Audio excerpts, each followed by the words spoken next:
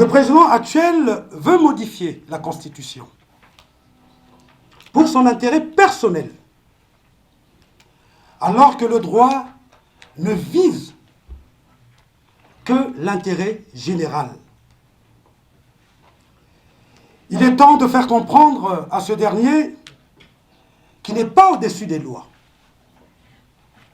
et que le droit est impersonnel. Par ailleurs, je ne peux pas comprendre que ce monsieur s'agrippe au pouvoir, bec et ongle, après 32 ans de règne sans partage. Pourquoi ne demande-t-il pas la retraite, comme l'ont fait d'autres présidents, à l'instar du président Léopold Sédar Senghor, qui disait que le pouvoir use. Je vous donnerai la raison. Cet homme ne travaille pas, M. Sassou Nguesso, et ne se soucie pas de son peuple.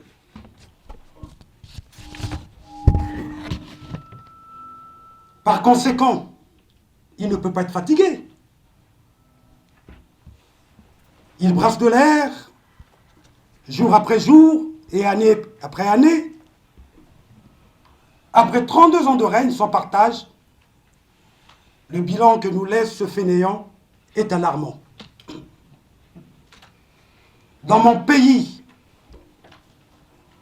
les inégalités se sont creusées. D'un côté, il y a celui qui se lève le matin avec l'angoisse de ne pas avoir de quoi manger, et de l'autre côté, il y a ceux qui claquent 1 million en boîte de nuit en sablant du champagne. Dans mon pays, le tribalisme atteint son paroxysme. Car comment comprendre qu'on aille construire le plus grand hôtel du pays à Oyo, un petit village qui ne compte que 50 habitants et encore.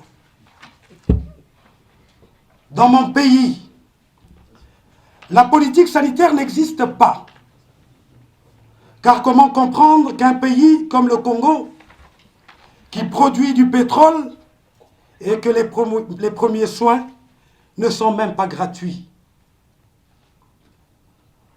Il y a 1 an de cela, au CHU, le plus grand centre hospitalier congolais, il n'y avait pas d'ascenseur. On a mis en place des ascenseurs naturels. C'est-à-dire, il y a des hommes qui prennent le malade en charge, en les mettant au dos, moyennant 1000 francs CFA par étage, et ces derniers reversent 10% aux soi-disant administrateurs du CHU qui ne sont que la famille de M. Sassou Nguesso. Quel comble!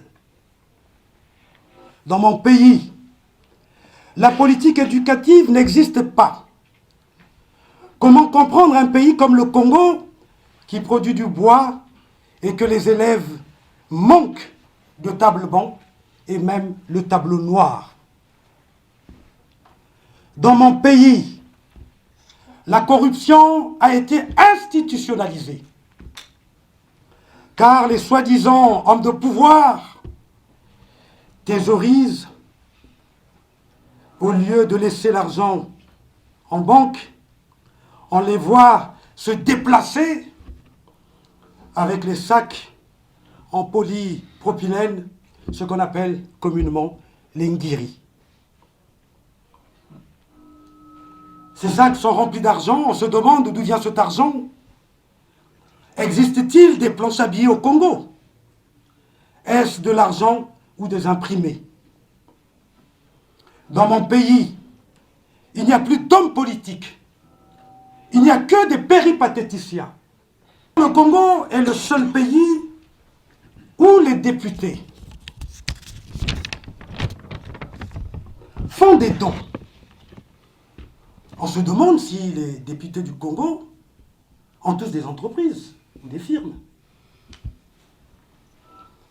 Car normalement, par définition, le député qui entreprend une action dans sa circonscription le fait avec l'argent de l'État. Mais au Congo, cette action est personnifiée. On note donc une personnification du pouvoir. Dans mon pays, la politique routière n'existe pas. C'est un bilan nauséabond. Notre pays est au fond du gouffre, mes chers frères. Pour toutes ces raisons susmentionnées, nous demandons à toutes les forces vives de la nation de donner un carton rouge à ce monsieur et sa cohorte de plaisantins, et nous clamons haut et fort, Sassou dégage, car trop, c'est trop.